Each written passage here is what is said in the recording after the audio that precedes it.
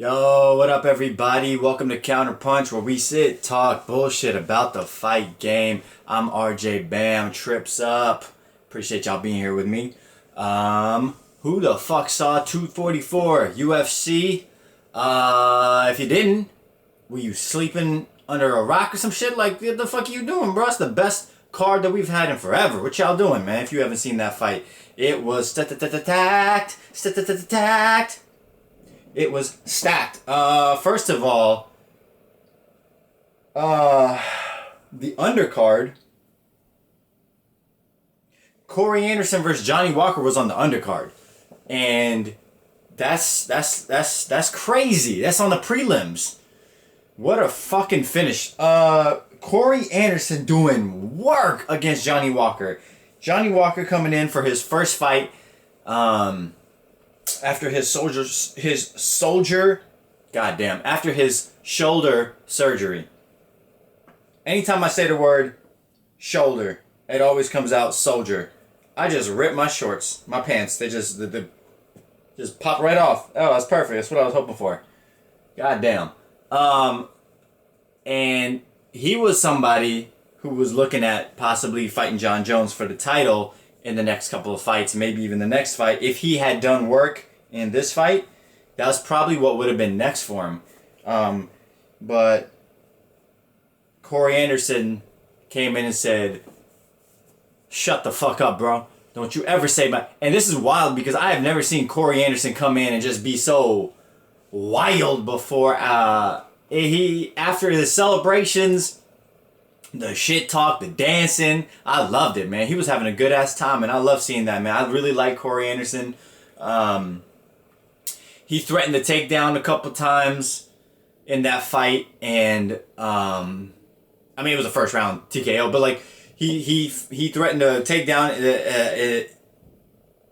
a couple times. Johnny Walker was able to get back up. He stuffed it a few times. He's pretty strong, and then he landed that big flush punch that Johnny didn't see coming, and yeah, the ref called it, man. That was crazy. That was good for Corey Anderson, man. That makes me super pumped. So hopefully he gets closer to the title shot now.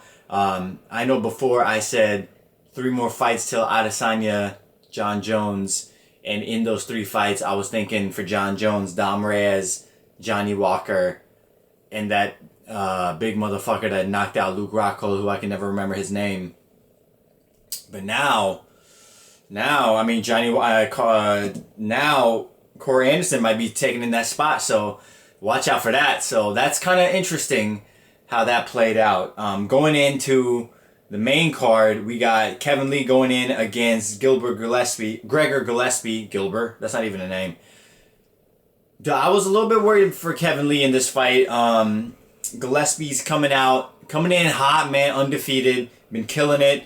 Kevin Lee tested the waters, going up a weight class, didn't like it, came back, had a few losses, but at the same time, he had his father passing away.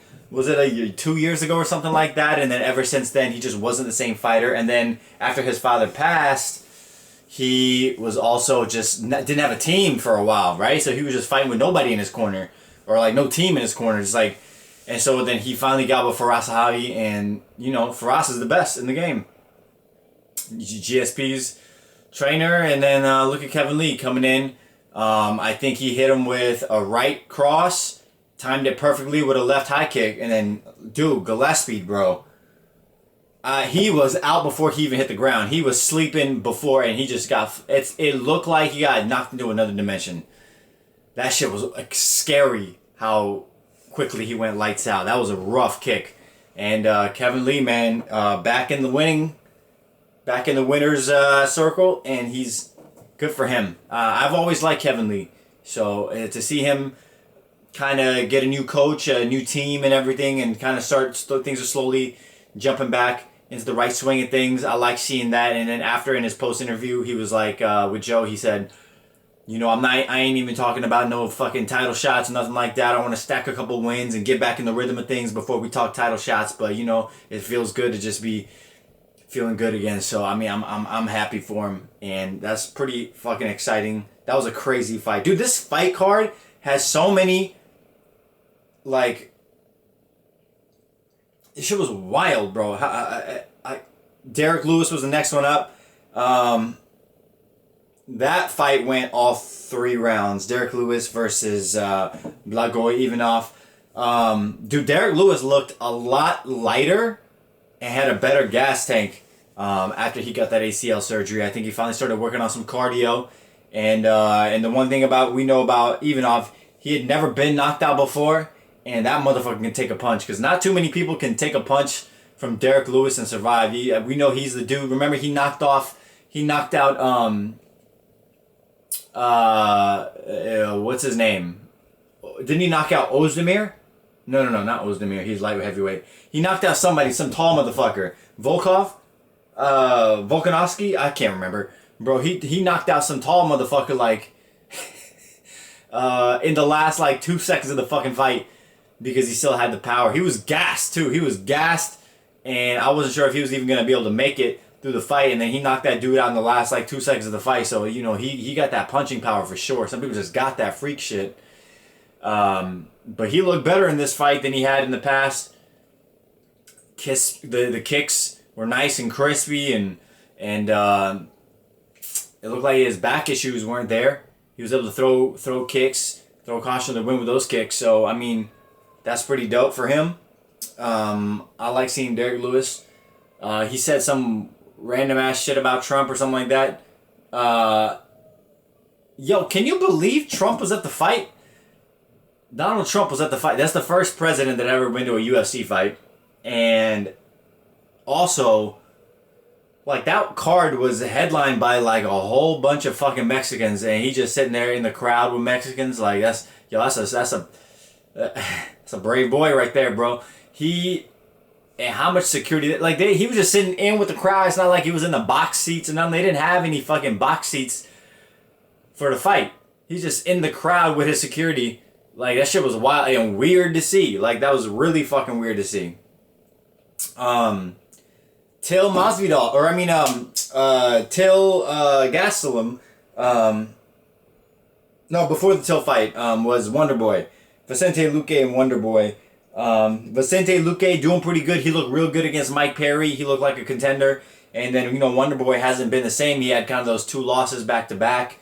And so this was a fight that he really needed to do well in, and he looked better than ever against Vicente Luque. It kind of seemed like he got his stride back. He was so fast, so crispy, was able to keep Vicente at a distance.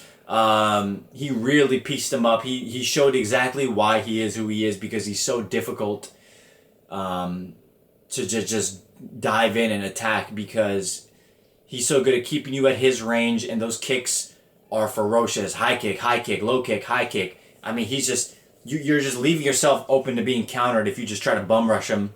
And there's a reason why Tyron Woodley fought against him the way he did, you know?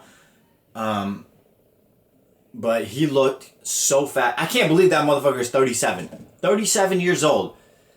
He don't look 37. He looked like he can't be Wonder Boy no more. Yeah? Wonder Boy is a terrible nickname for you because you're 37. You're almost 40. You can't be Wonder Boy.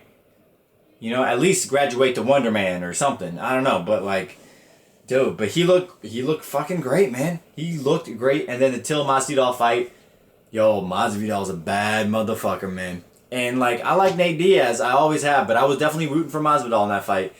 And Masvidal put on a clinic. It was for the baddest motherfucker belt, and yo, Masvidal is the baddest motherfucker, bro. His boxing is phenomenal. His explosive movements. He's able to lull you a little bit, let you try to take a few shots while he watches you, and then explodes, and he does work. And then Nate, you know, with all that scar tissue around his head, got cut wide the fuck open above his eye and on his cheekbone, and then that doctor stoppage kind of sucked.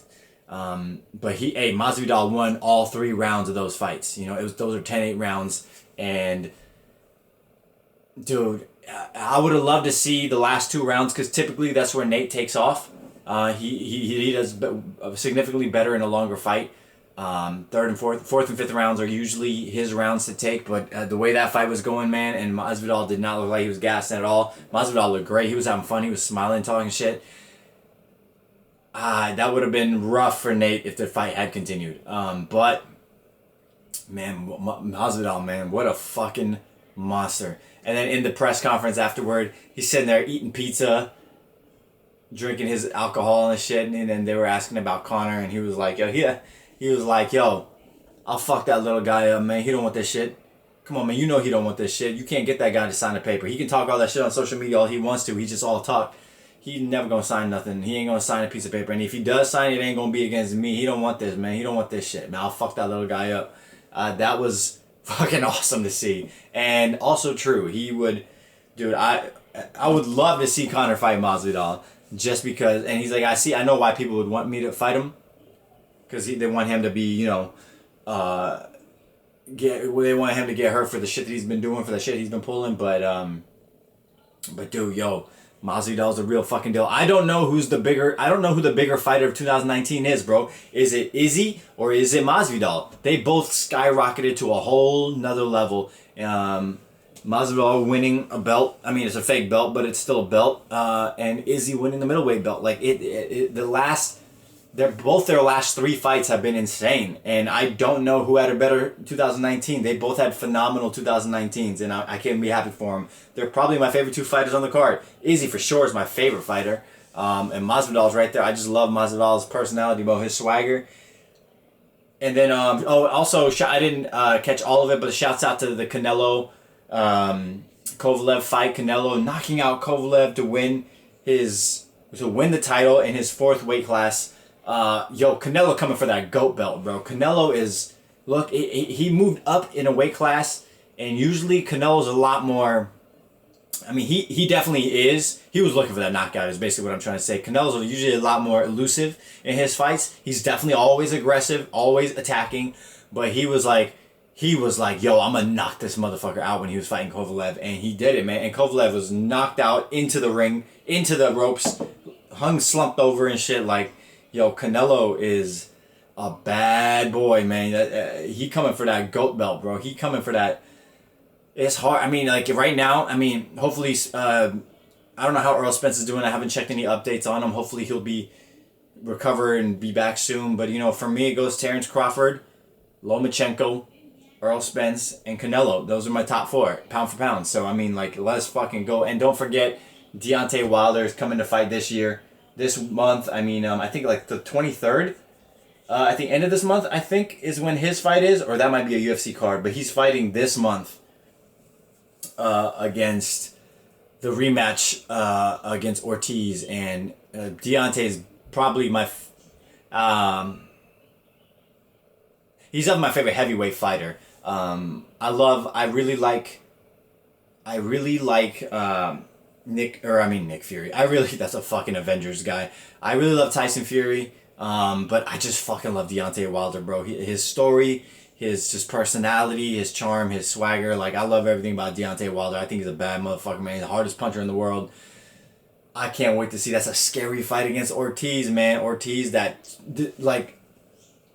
of everyone in the heavyweights, Ortiz is the most sound, pure boxer in the heavyweight division, and he's a southpaw power puncher. He's been doing this for 100 years, dude. God, it's a scary fight for him, and he got knocked down by Ortiz the first time around, and he ended up, winning the fight. But like, man, that's a tough fight. And we saw what happened to Tyson Fury when he took that fight against Adar Valin, and that could have been a doctor stoppage right there. He was busted up, and that was a dangerous fight for him, but he managed to squeak by. But I mean, we'll see what happens with Deontay, man. I'm a little bit worried, but Deontay knocked him out the first time, and he said, yo, I'm gonna knock him out faster this time. So I'm excited to see that fight, though. I'm definitely gonna watch it, so stay tuned for that. That's coming up this month. A lot of things. I mean, we haven't done a counterpunch, so I gotta mention a few other things that happened. Tyson Fury talking about an MMA debut with Conor McGregor as his trainer. What the fuck are we talking about, Tyson Fury? Get the fuck out of here. You can't get This ain't gonna never happen. Like, let's stop bullshitting. That's never gonna happen. You're making how much money doing boxing? You're gonna all of a sudden give that up and make 1/20th of what you made and come over here and do MMA and get the fuck out of here. And Conor McGregor as your trainer. Let's stop it. Just stop it. Stop it. Stop it. Stop it. That shit ain't never happening. Just cut that shit out. Conor McGregor calling out Khabib again.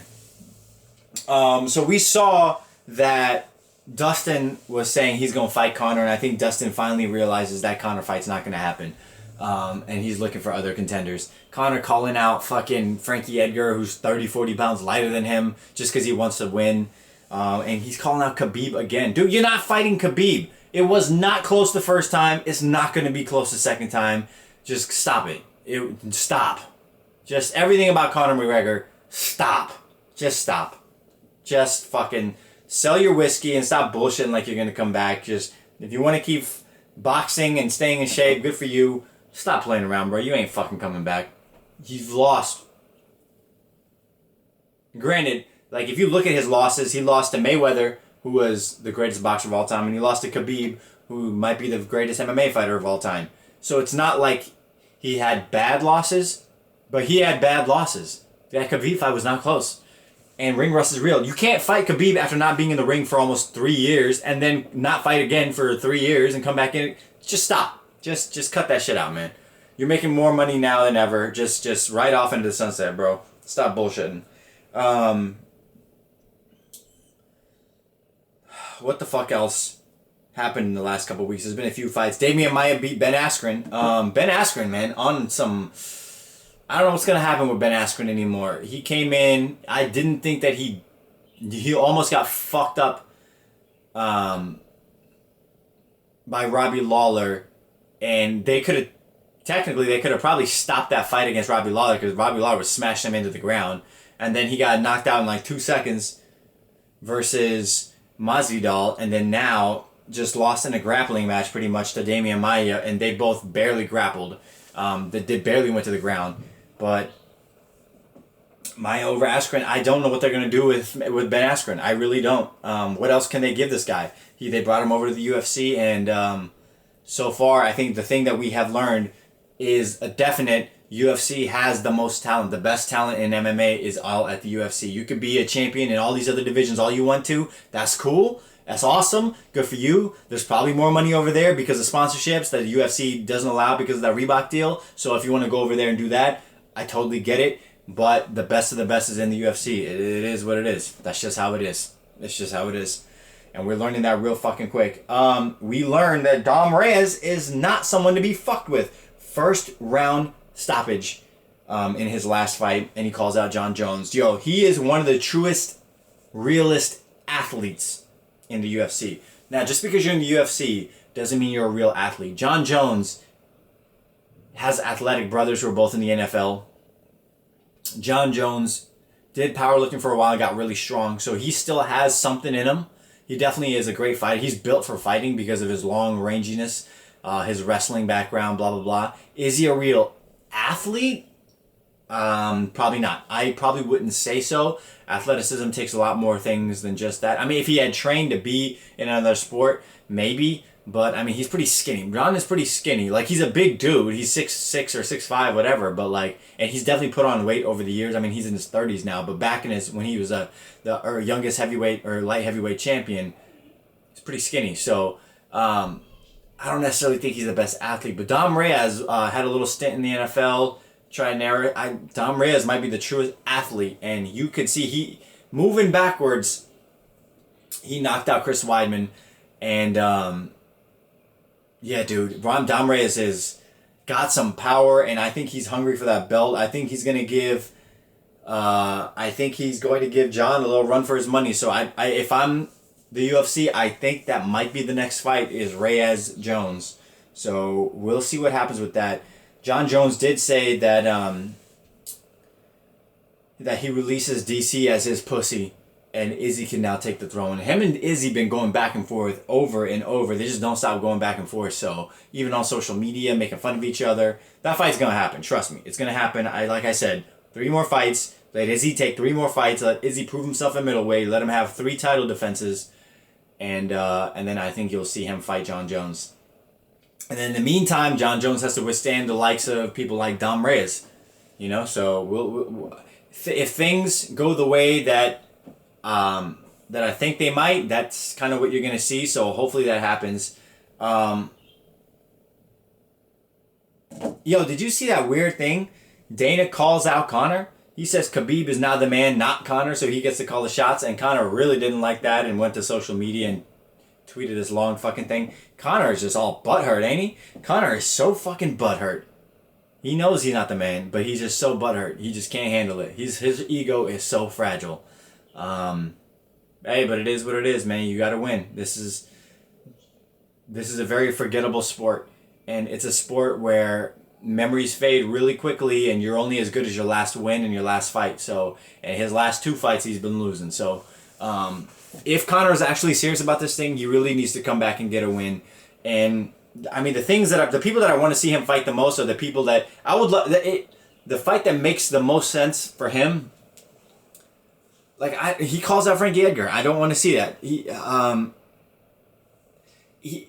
DP, Dustin Poirier, Justin Gaethje, maybe Masvidal, maybe Nate. One of those 4 fights is a fight that he should probably take, and none of them are a fight that he's going to do well in. Yo, if he goes up against Gaethje, and Gaethje is a dude who's not going to take you down, neither is DP. Dustin Poirier is not going to tackle you and try to hump you on the ground. Neither is Masvidal, and neither is Nate Diaz. Nate Diaz might. I mean, he did choke him out the first time.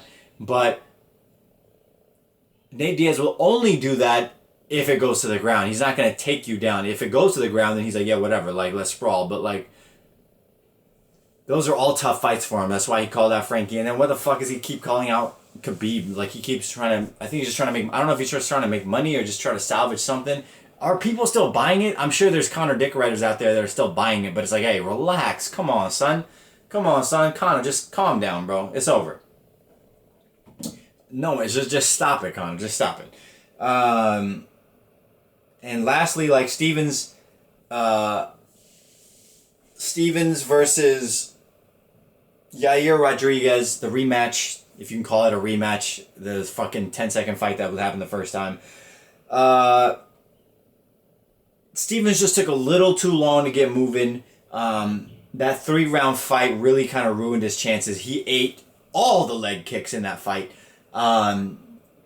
It was supposed to be a 5-round fight the first time, but then it became moved down to co-main, so it became a 3-round fight. And Stevens is a dude who does better in the longer fight, and I think in this fight he would have done better. But yeah, that move to 3 rounds really fucked him over, and he just started taking over a little too late. That 3rd round he did really well, but yeah, the first 2 rounds he kind of got ate the fuck up. So unfortunately for Stevens, he ended up with a loss on that one. But you know, this past weekend was one of the best cards I've seen, and November and December have some stacked cards coming up.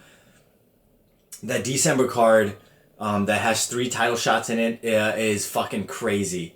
You got the Amanda Nunes Durandamy as the 3rd fight on there. The co-main is man, who is the co-main on that one? Holloway and Holloway versus Volkanovski, Alexander Volkanovski, and then that's a title fight. And then the main fight is the headliner is, who's the headliner on that fucking fight? Is it, let's see, 55? At 55, is it 85? It's not 85. Is it 205? It's not 205. It's not heavyweights. 35. Who's 50? It's not Khabib. 70. Who's at 70? Oh, it's the Usman fight. Oh, the Kamaru Usman Colby Covington fight, and that is a fight I cannot wait for, dude. I thought they did the face off, Kamaru and Colby. They're the same fucking height, bro. I don't know if one of them was wearing bigger shoes than the other one. I always thought that Kamaru was taller than Usman. Kamaru was taller than Usman. I always thought Kamaru was taller than Colby Covington. I thought he was like 5'11" and Colby was only 5'9", so I thought he would have the reach advantage. And maybe he still has the reach advantage because he might have longer arms. But I thought he had the height advantage on him. And they're the same fucking height, bro. So this fight's even closer than I thought it was going to be. Them standing next to each other, I always thought Kamaru was the taller guy.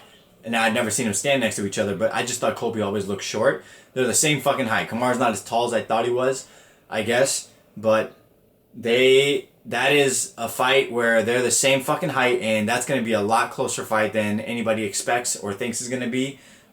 So stay tuned for that. But hey, yo, that's it for me this week. Next week, I'm going to be in Hawaii. So no lateral move, no pass interference, no counter punch next week. I'm going to be in fucking paradise, enjoying myself, getting some sun, eating some great food, chilling with my girl, seeing her family and stuff. So, but the week after, we are right back on the grind. So I can't wait to see y'all then. I appreciate y'all listening. As always, trips up. I'll see y'all next time. Peace.